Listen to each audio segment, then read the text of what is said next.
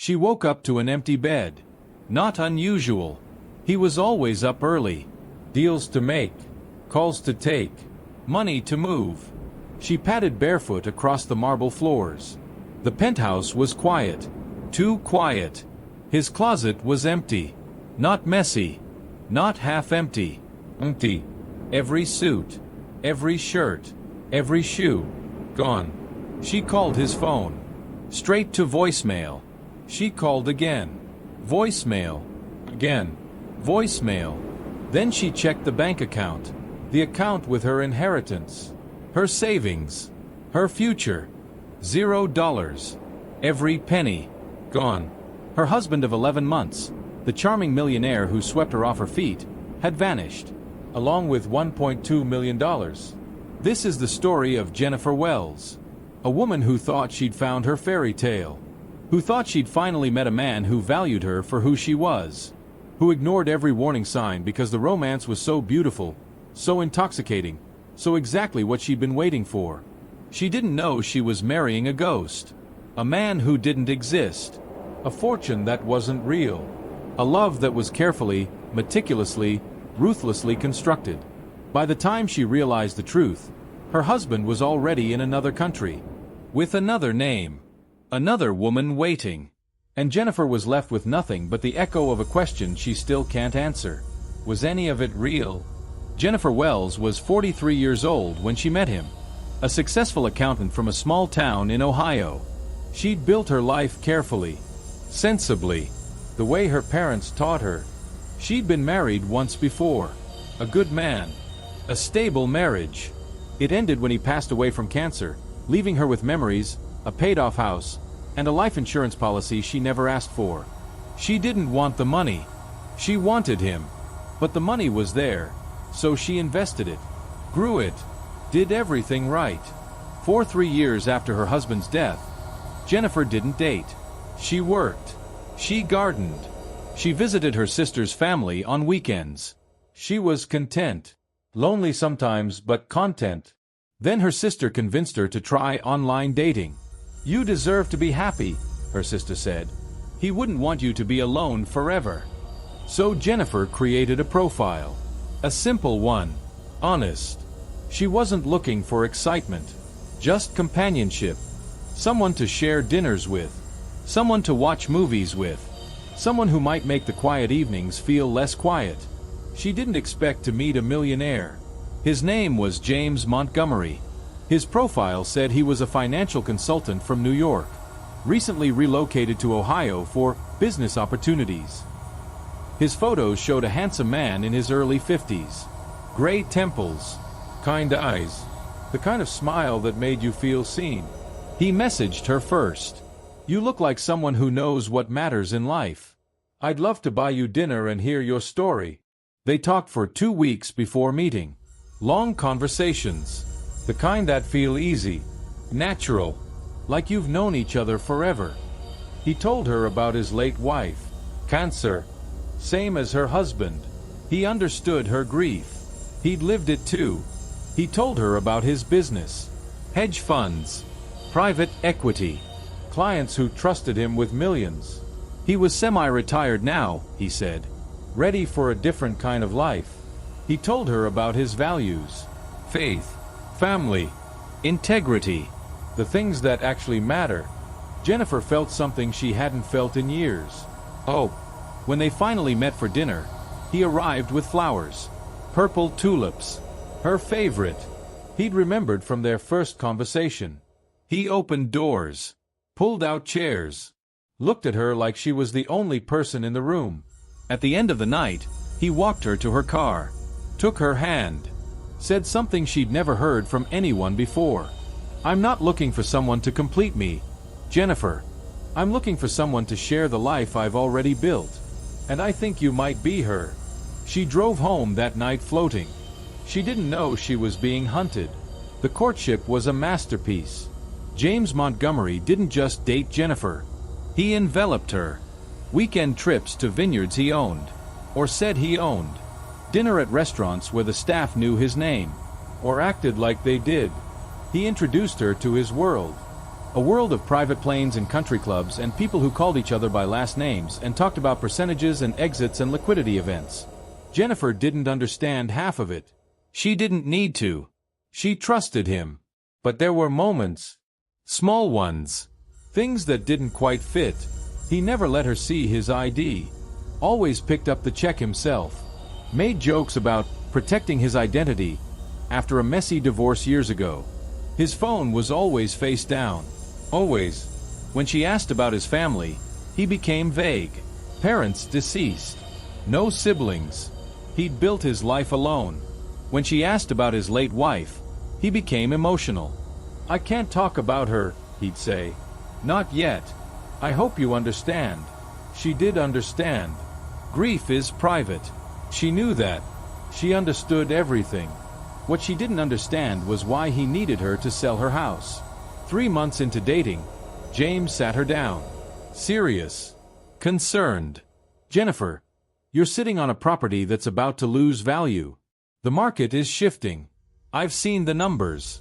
If you sell now, I can invest that money for you. Double it in 18 months. Trust me." He used the word she wanted to hear. Safe. Secure. Future. Together. She trusted him.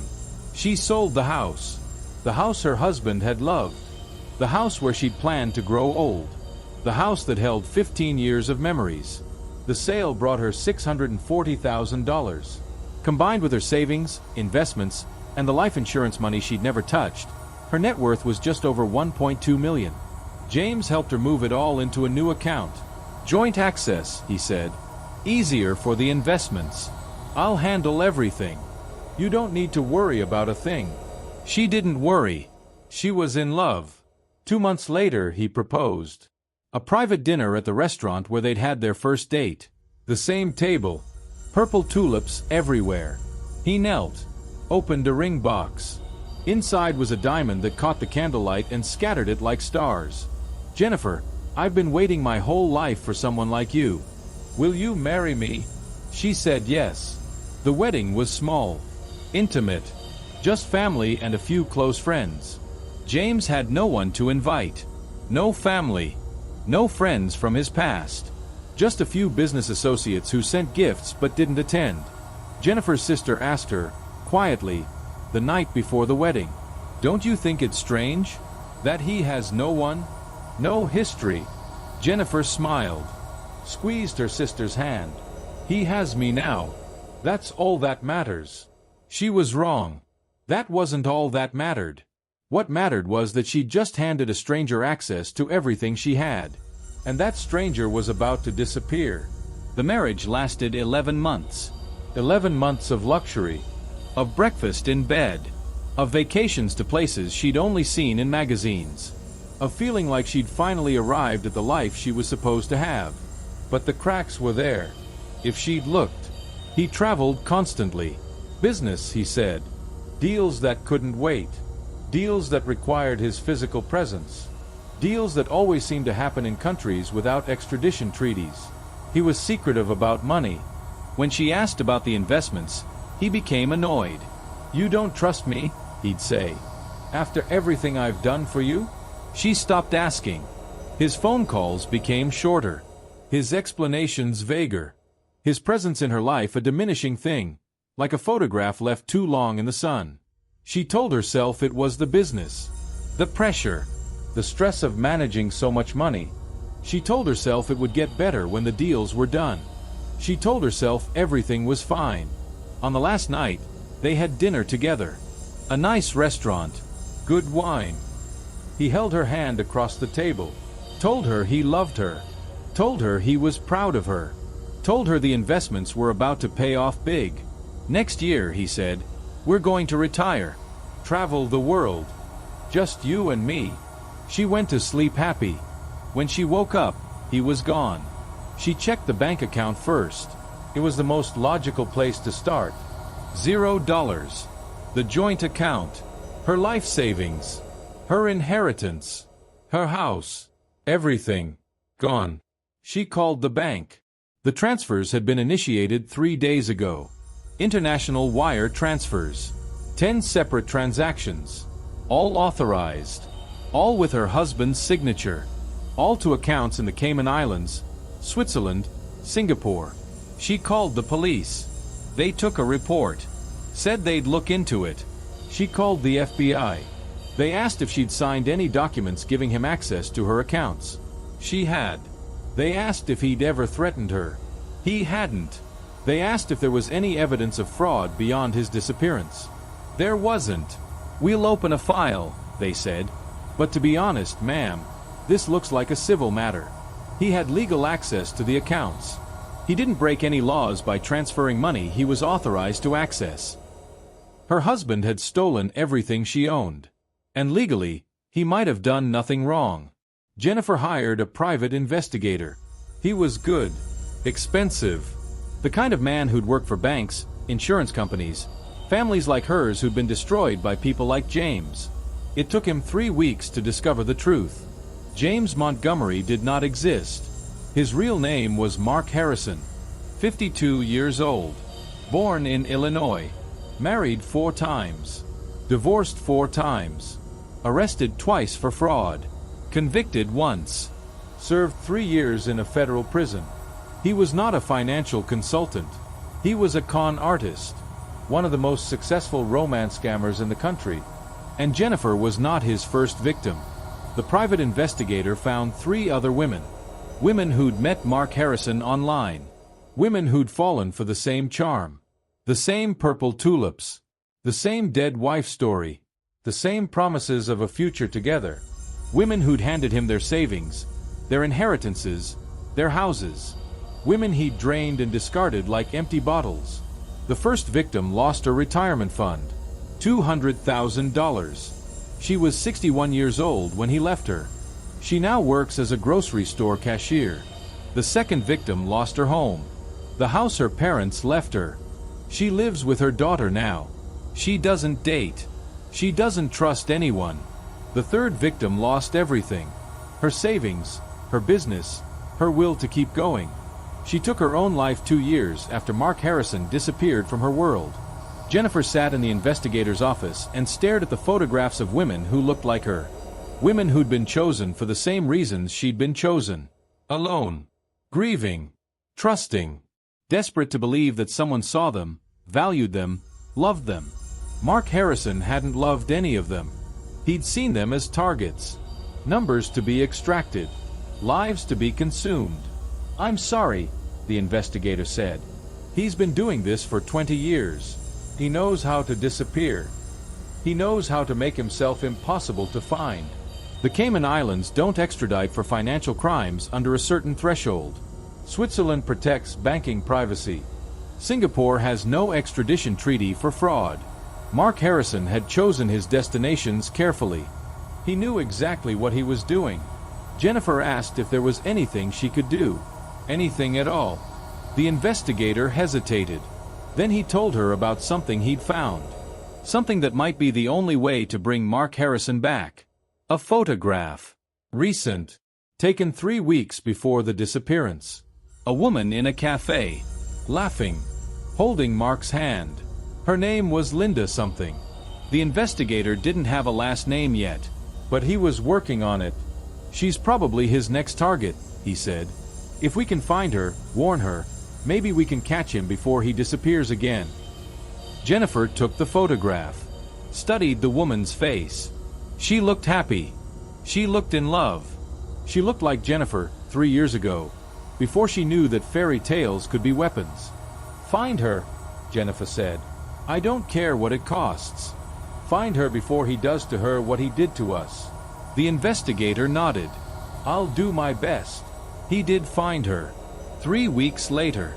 In a small town in Pennsylvania. A widow. 57 years old. Recently sold her house. Recently opened a joint bank account with a man named James Montgomery. They got to her 2 days before the transfers were scheduled. She didn't believe them at first. How could she?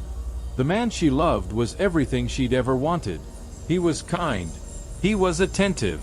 He understood her grief because he'd lost someone too. It took 3 hours. 3 hours of showing her photographs, documents, the mugshot, the other women's testimonies. 3 hours of watching her face crumble from love to disbelief to horror to grief. When she finally understood, she didn't cry. She sat very still. She asked one question. What was his real name? Mark Harrison. She nodded, looked at the joint bank account statement in her hand. Over $800,000. Her entire life. Minutes from being gone forever. I almost lost everything, she whispered. I almost lost myself. The Pennsylvania woman agreed to cooperate. She let law enforcement set up a trap. She told Mark Harrison, still calling himself James, that she decided to transfer the money early. A surprise. A gift of her trust. Could he meet her at the bank to sign the documents? He agreed. He always agreed when money was involved. On a Tuesday morning in October, Mark Harrison walked into a bank in central Pennsylvania expecting to collect $800,000. He walked into a team of FBI agents waiting to arrest him. The arrest was quiet, professional. Mark Harrison didn't resist. He'd been arrested before. He knew the routine. He asked for a lawyer. Refused to speak. Sat in his cell with the same expression he'd worn at his wedding to Jennifer. Calm, composed, empty. The FBI charged him with wire fraud, identity theft, and money laundering. The total amount stolen from his victims exceeded $5 million. Jennifer testified at his trial. She sat in the witness box and looked at the man she'd married. The man who'd given her purple tulips. Who'd looked at her like she was the only person in the world. Who'd promised her a future and stolen her past. He didn't look at her. He looked at his lawyer. He looked at the judge.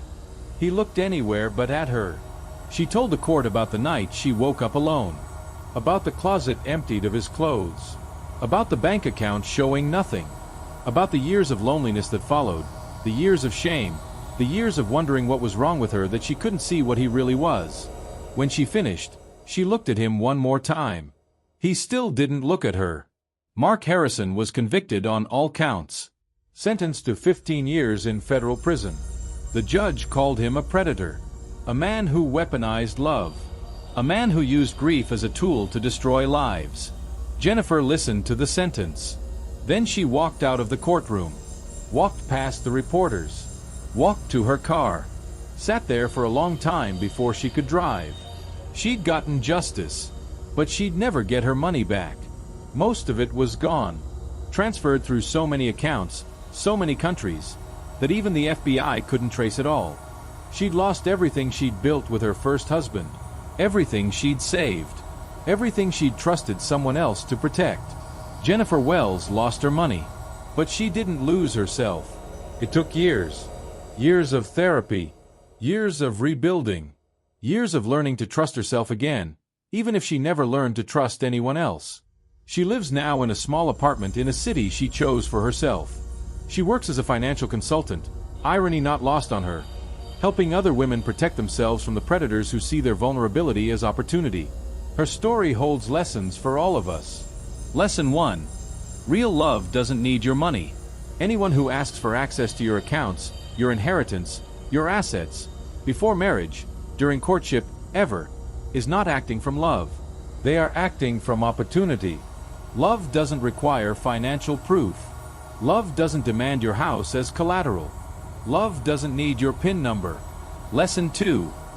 History matters. If someone has no past, no family, no friends, no photographs from before you met them, no way to verify their story, that is not mystery. That is a warning.